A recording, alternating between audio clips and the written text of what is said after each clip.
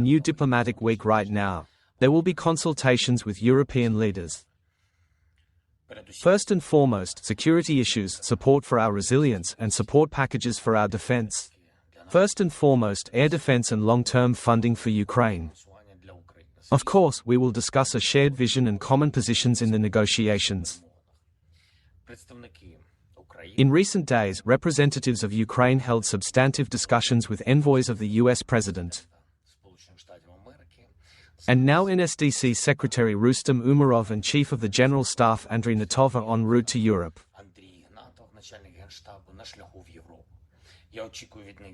I expect detailed information from them on everything that was said to the American envoys in Moscow and on the nuances the Americans are prepared to modify in negotiations with us and with the Russians.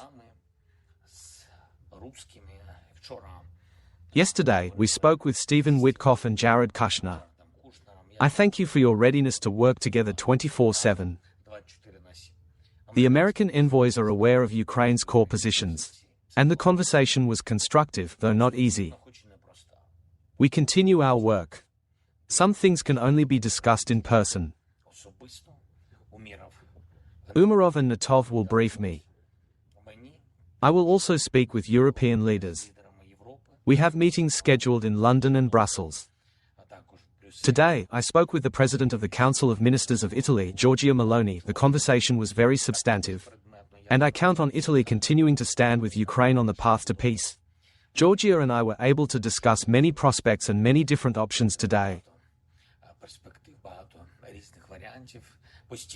I also remain in constant contact with the United Kingdom, France, Germany, the European Commission, the NATO Secretary-General, and other partners of ours.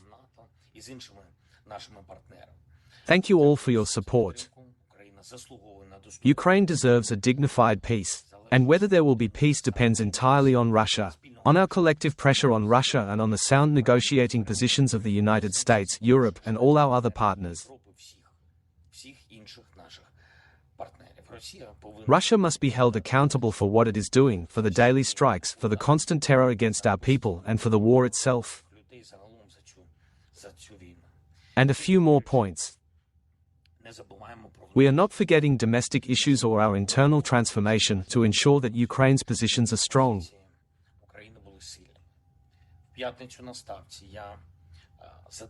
On Friday, at the staff meeting, I approved an extremely important decision for combat brigades on the front line. Regarding the distribution of personnel, regarding people reinforcing brigades, and regarding the expansion of training for new recruits directly within the brigades.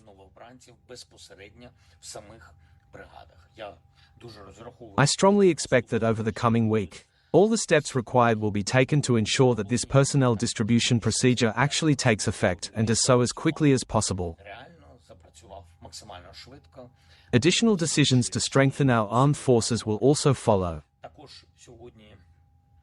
Today, I also want to express my special gratitude to all our Ukrainian communities who do not forget that the key priority is to defend against the occupier and support our state.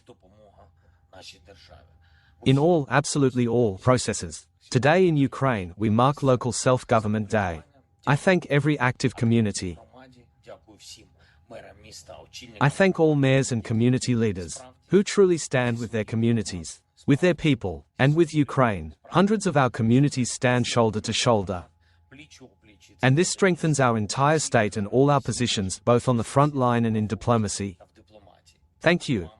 Glory to Ukraine.